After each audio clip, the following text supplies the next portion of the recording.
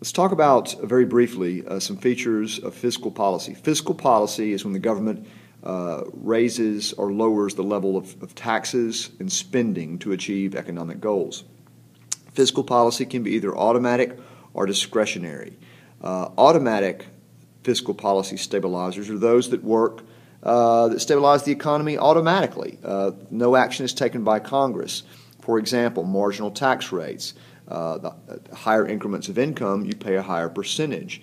So, for example, if your income rises, the government would automatically suck more money out of the economy, which is good because it would prevent it from overheating. As income falls, it would suck less money out of the economy, putting a floor under consumption. That happens automatically. Unemployment benefits, food stamps, those are also automatic stabilizers. Discretionary stabilizers are those where the federal government, where Congress uses its discretion, where it votes to change something, like if it's changing rates or if it's voting for some huge new spending practice. So policy is either automatic or discretionary. Additionally, fiscal policy is either expansionary or contractionary. If we're in a recession, it will seek to be expansionary. It will try to put more money into the economy to stimulate it by either increasing government spending or cutting taxes, therefore putting money into the economy, or some combination. This will result in a budget deficit typically. If you're cutting your taxes, your revenue, but you're increasing your spending, you're going to be spending more than you're making. And this is expected. Conversely, the government may engage in contractionary fiscal policy. Inflation is high and we're afraid of a bubble that might burst. We might want to cool the economy off by sucking some money out of the economy. And we do that by either decreasing government spending, spending less, or increasing taxes to pull money out, or some combination. This policy should result in a budget surplus. We're increasing tax revenues, we're cutting spending. The government should end up with extra money left over, which it will then apply to previous deficits and debts.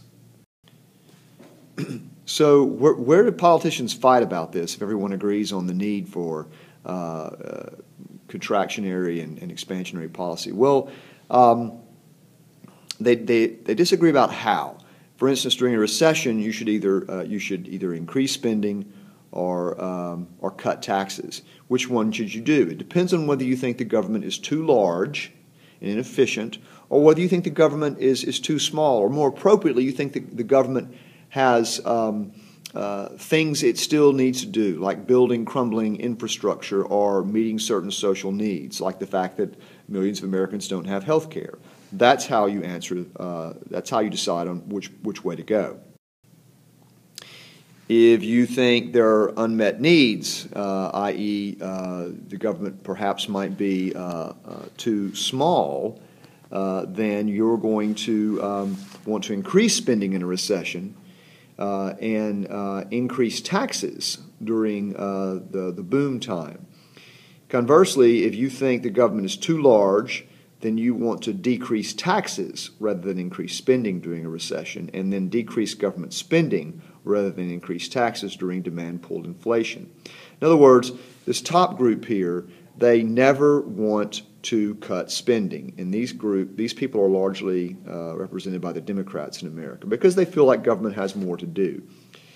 This group on the bottom largely are represented by the Republicans because they believe the government is too big. They never want to increase taxes because they're an inefficiency and it will make the government more powerful. This is generally how it breaks out in America.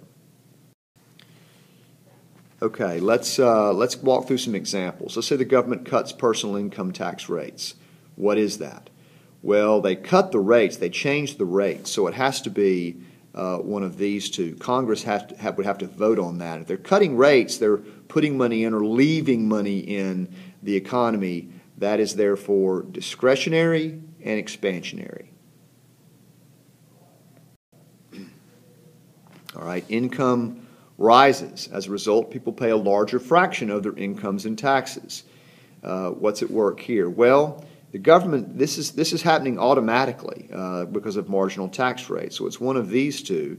and they're paying money to the government. The government is sucking money out of the economy. That is contracting the economy. Therefore, this answer is automatic and contractionary. Okay, as a result of a recession, more families qualify for food stamps and welfare benefits. Is this automatic or discretionary? Well, Congress is not voting. This is set up already. This is happening automatically, and the government is putting money in people's pockets to put a floor under consumption. So they are trying to expand the economy. This is automatic and expansionary. Finally, the government launches a major new space program to explore Mars. Is that going to happen automatically, or is Congress going to have to appropriate some money for that? Clearly, the latter. This is going to be discretionary. And they're going to spend a lot of money, maybe build a new space center, train astronauts, give big contracts for parts of the spacecraft to Boeing. So clearly, they are expanding the economy. This is discretionary and expansionary.